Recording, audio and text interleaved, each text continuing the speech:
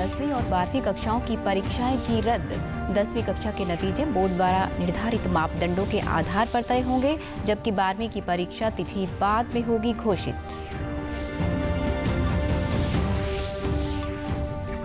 कृतज्ञ राष्ट्र आज डॉक्टर भीमराव आंबेडकर की 130वीं जयंती पर कर रहा है नमन। राष्ट्रपति और प्रधानमंत्री ने दी भावभीनी श्रद्धांजलि।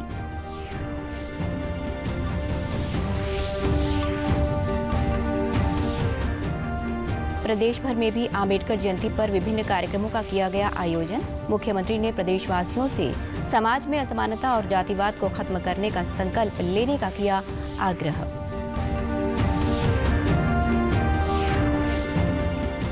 और उप मुख्यमंत्री दुष्यंत चौटाला ने कहा, प्रदेश में अभी लॉकडाउन का कोई विचार नहीं।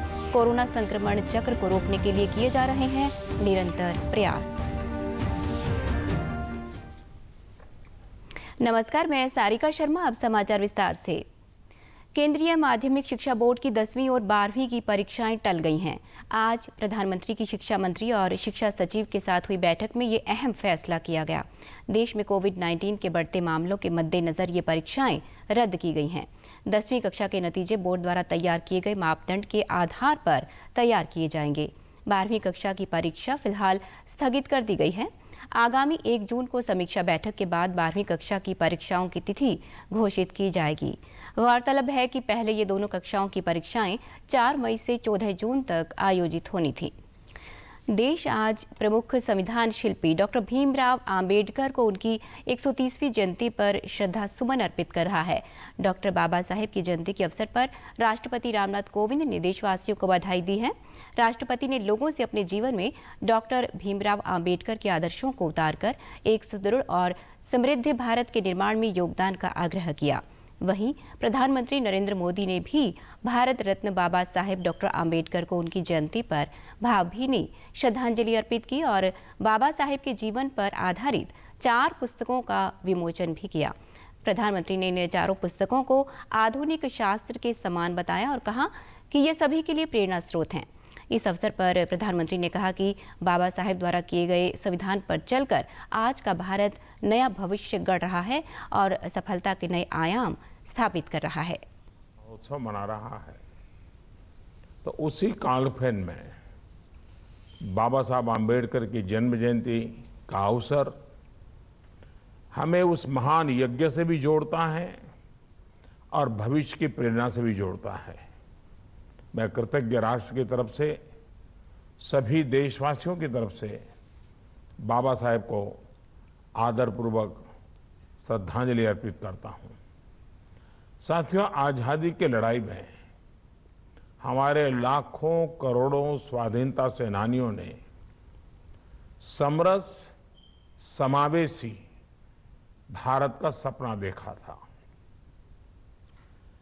उन सपनों को पूरा करने की शुरुआत बाबा साहब ने देश को संविधान को देकर के की थी।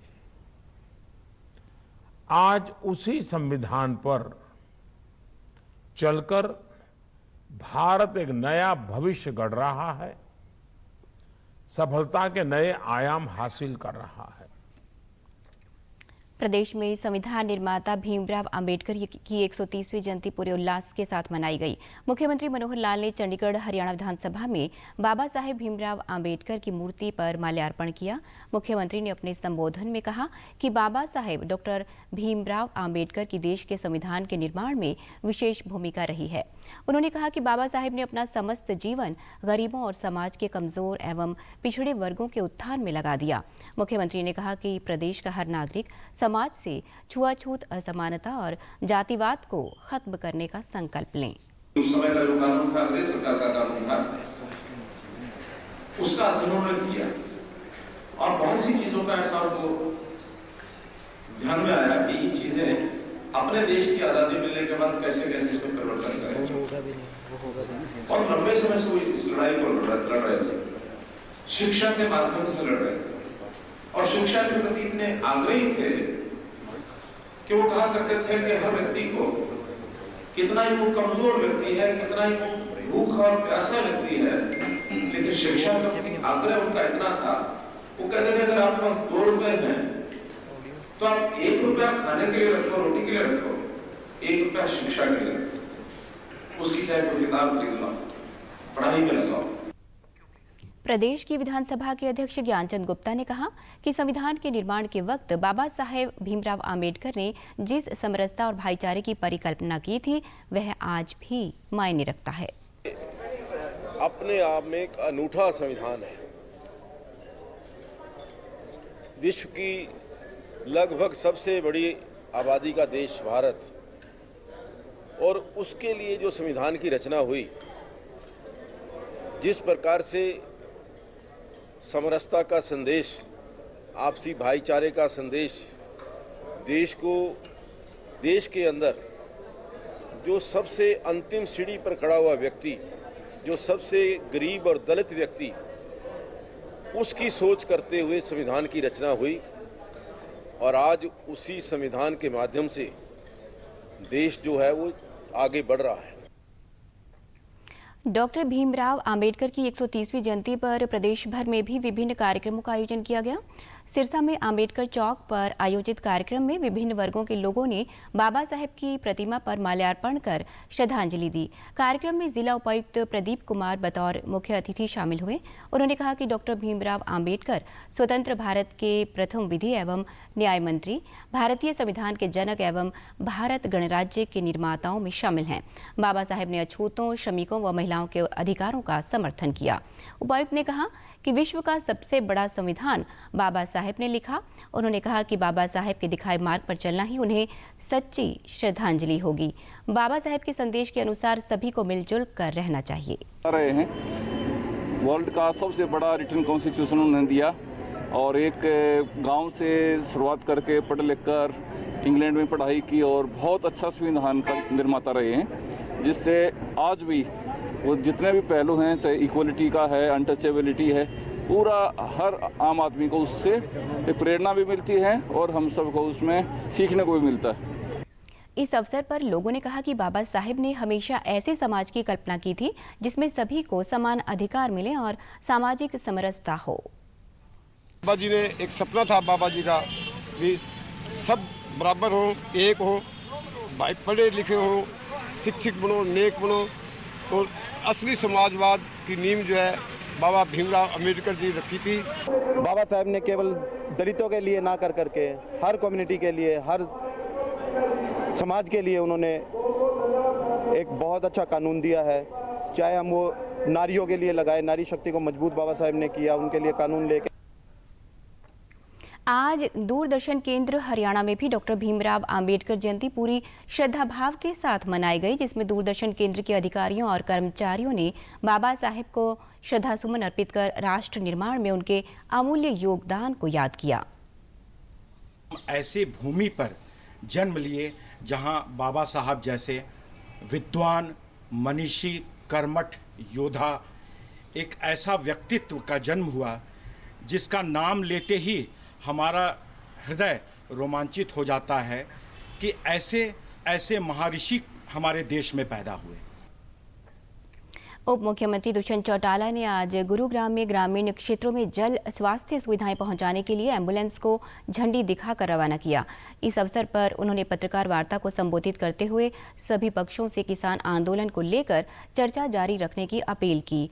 उन्होंने प्रधानमंत्री से वार्ता टीम में किसी वरिष्ठ मंत्री को शामिल करने का भी आग्रह किया। उप मुख्यमंत्री ने कहा कि किसान आंदोलन के दौरान कानून व्यवस्था बिगाड़ने वालों के खिलाफ कड़ी कार्रवाई की जाएगी। एम्बुलेंस स्पेशली रूरल गुड़गांव के अंदर फास्टर मेडिकल फैसिलिटीज़ पहुँचे, फास्टर केयर उसके लिए चलाई। हम तो ये नहीं चाहते कि प्रदेश के अंदर असामाजिक तत्व लॉ एंड ऑर्डर सिचुएशन बिगाड़े, गवर्नमेंट के साथ, पुलिस के साथ कन्फ्रंट करें, और उस प्रिकॉशनरी मेजर के तौर पर जरूर एहतियात ऐसे कदम उठाए गए। मगर अगर कोई अबव लॉ अपने आप को समझेगा, व्यवस्था खराब करने के लिए प्राथमिक कदम उठाएगा, तो उसके खिलाफ सख्ती से डील किया भी आने वाले समय में।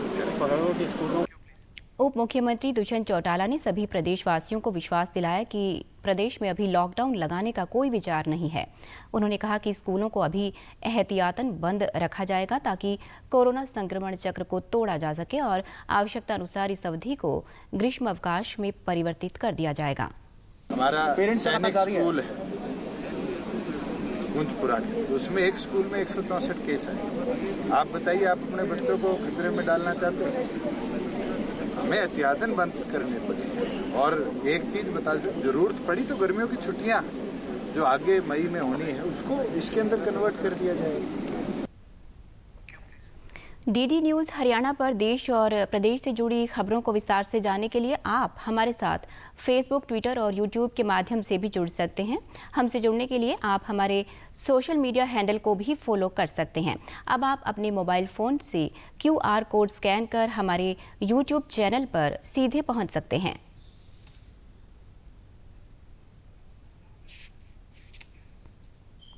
रमज़ान का पवित्र महीना आज से शुरू हो रहा है।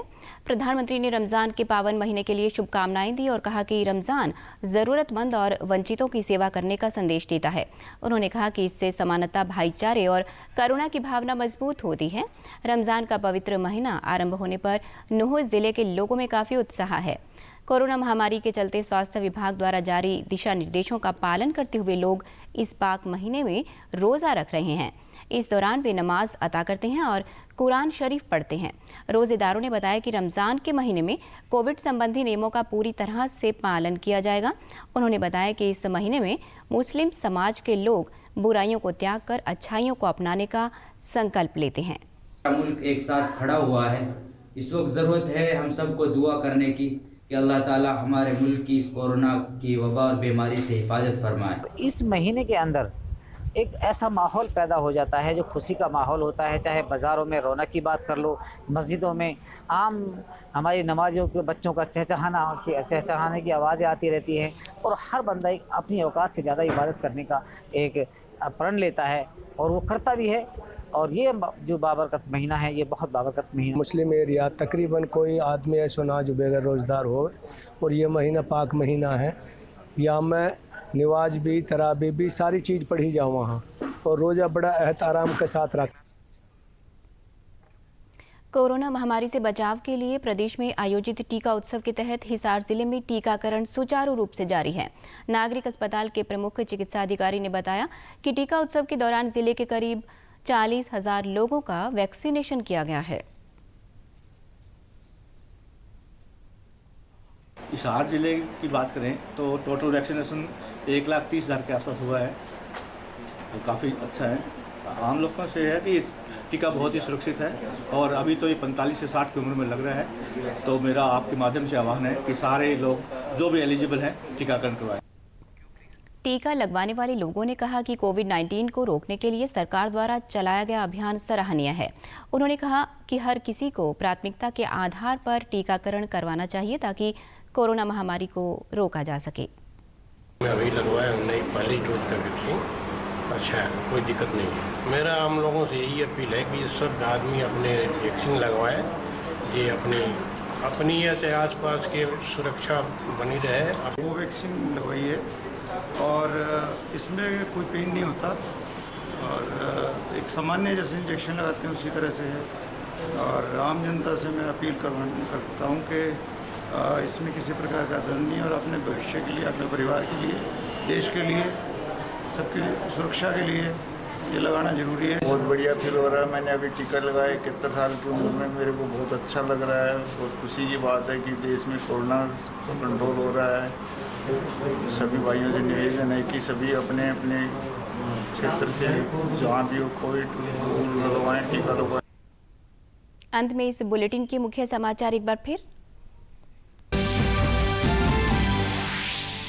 सीबीएसई ने 10वीं और 12वीं कक्षाओं की परीक्षाएं की रद्द। 10वीं कक्षा के नतीजे बोर्ड द्वारा निर्धारित मापदंडों के आधार पर तय होंगे, जबकि 12वीं की परीक्षा तिथि बाद में होगी घोषित।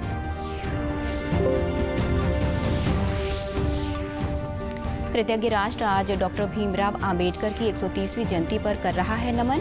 राष्ट्रपति और प्रधानमंत्री ने दी भावभीनी श्रद्धांजलि।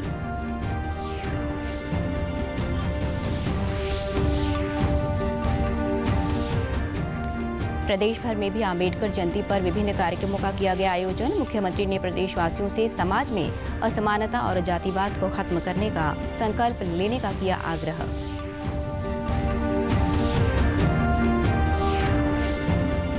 और उप मुख्यमंत्री दुष्यंत चौटाला ने कहा, प्रदेश में अभी लॉकडाउन का कोई विचार नहीं, कोरोना संक्रमण चक्र को रोकने के लिए किए जा रहे हैं निरंतर प्रयास।